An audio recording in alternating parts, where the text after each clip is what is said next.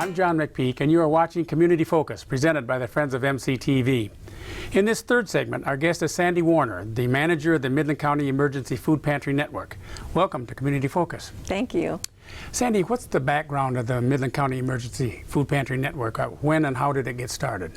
Yeah, John, the network resulted from a group of church and social concern groups who met back in 1982 and surveyed Midland County residents to see what some of the needs were. And one of those biggest needs they found was emergency food pantry needs. That led to the establishment of the Midland County Emergency Food Pantry Network, EFPN, back in 1983. And the concept was there would be a coordinator who would refer people to the closest pantry and would avoid duplication among the area churches. Today we still use that model. We're a nonprofit. We're a cooperative effort of churches, agencies, and other organizations, and we provide food and personal supplies to Midland County residents who have need. What is the vision for the network? Well, our vision is always food in every home. And how does the network work? How does the network work to fulfill your vision? Yeah, well, we work towards that through a number of programs. Our primary ones are our regular pantry program. We have mobile pantries. We have a Backpack Buddies program. We have elderly assistance. We have student assistance. We have medical nutrition program. There are emergency boxes for folks, and we have a partnership to do Thanksgiving baskets. That would be obviously around Thanksgiving time. Yes. How does the regular program work?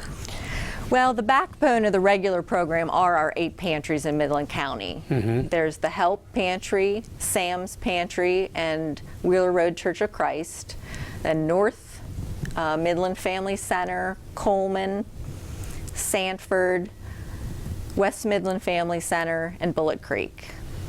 And the recipients can call into EFPN, or they're referred by area churches, by agencies, by 211. And then they're interviewed by our coordinator, and she determines their eligibility. She has to talk to them about income, family size, and any special circumstances they might be facing of why they're in need. In fact, last year in 2016, we helped over 8,500 people through that regular pantry program.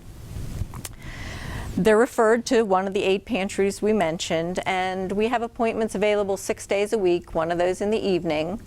And the recipients will come and they will receive a supply, 7-day supply of food and personal care items, and a gift certificate to actually shop at a local store as well. 3 of our pantries are set up like little grocery stores. We call them U-Pick, and the people actually come in and shop for their 7 days worth of supplies. The others will receive boxes of supplies. Prepackaged. Yes, yes.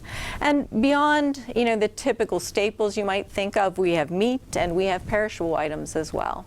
Now, does the network depend on volunteers? Absolutely, absolutely. Each program requires volunteers, and we really think of our volunteers as our biggest asset. They really devote a lot of time and energy and make our program what it is. You can help at an individual pantry. You could stock a shelf, or you could help when clients are there. You could be a backpack volunteer at one of our schools to help pack a backpack. You can help deliver food to elderly folks once a month, or you could help one day at our mobile pantries. There are a lot of opportunities. You mentioned the delivering to the elderly. That is sort of a special. Most people come to the pantries, but you do have a program that people that cannot come to the pantries, that you can make deliveries. Correct. It's for homebound seniors. They're referred to us by either DHHS or Senior Services, and then they're able to get a delivery to their home. Well, now, what is a mobile food pantry? Well, mobile food pantries are a one-day food giveaway event. It happens numerous times per year, and sponsors purchase a semi-truck load of food, and it's given away all in one day. The recipients receive a grocery cart full of food delivered to their car. It's intended for folks in need, but there's no ID, there's no income requirements, and we help about 250 families with each mobile pantry. I do want to let you know about the next one. That is Thursday, May 25th at Trinity Lutheran Church, and that's here in Midland at 3701 Jefferson Avenue.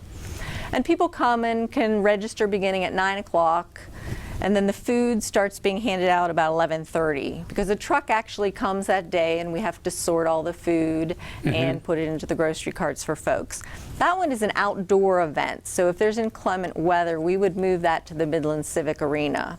And we have more pantries on the docket, so if you go to our website, you'll find out about those. 6, 7, 8 mobile food pantries a year? We did 11 last year. So how can an individual help the network by donating? Well, we've talked a little bit about donating their time, but you can also donate food and personal care items directly to the network or to any of those 8 pantries. Of course, monetary donations for the programs and operations are important as well. We purchase food for very low cost through the Food Bank of Eastern Michigan for our pantries, and that's at prices much lower than you could go purchase them at a local grocery store. We purchase the backpack food for the backpack program, and the medical nutrition is purchased through local pharmacies. So what about the, you mentioned earlier just in passing the backpack or the Backpack Buddies program, a little bit more about that? Sure. During the school year, we weekly send out 750 backpacks of food to elementary school students for the weekend. They sign up for the program and they're eligible if they get free or reduced lunches. So the food's delivered to the Midland Public School bus garage and then distributed to the schools or the packing location.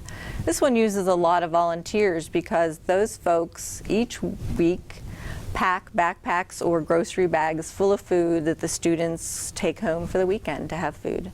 And that's for the student only or for the family of the student, or is it typically it's per student? It's per student, so you could have more than one child in the program. It's a generous, you know, sometimes there's actually a meal in there that would help feed your entire family. The emergency boxes that you mentioned earlier too, are those more household goods and small items, or mostly food, or is it the same mix pretty much as the... It's some staples. Typically what happens is someone calls and we're filled for the day at all of our pantries, or you know, they just have an emergency where they can't wait to get to a pantry, and so it's a box to help them out right now. We have people that are hungry and haven't eaten in days. Sure. Well, what's the best way for our viewers to get more information on any of these programs, or to request assistance to find out more information about that? Sure, you definitely want to check out our website. That's www.midlandcountyefpn.org. Or you can call me. I'm at 989-486-9393. I'm the number to call if you need help for food. And I just really want to stress that that's confidential, that we really want people to come. There is food available for them, and we don't want them to feel embarrassed. It's going to be a confidential visit, and you're going to be treated with dignity throughout the whole process. You can also call if you just need more information, if you want to donate, if you want to volunteer. Give me a call. Okay, and that's 486-9393. That's correct. Well, Sandy, thank you for appearing on Community Focus to keep us informed about all the activities of the Midland County Emergency Food Pantry Network. You're welcome. Thanks for having me.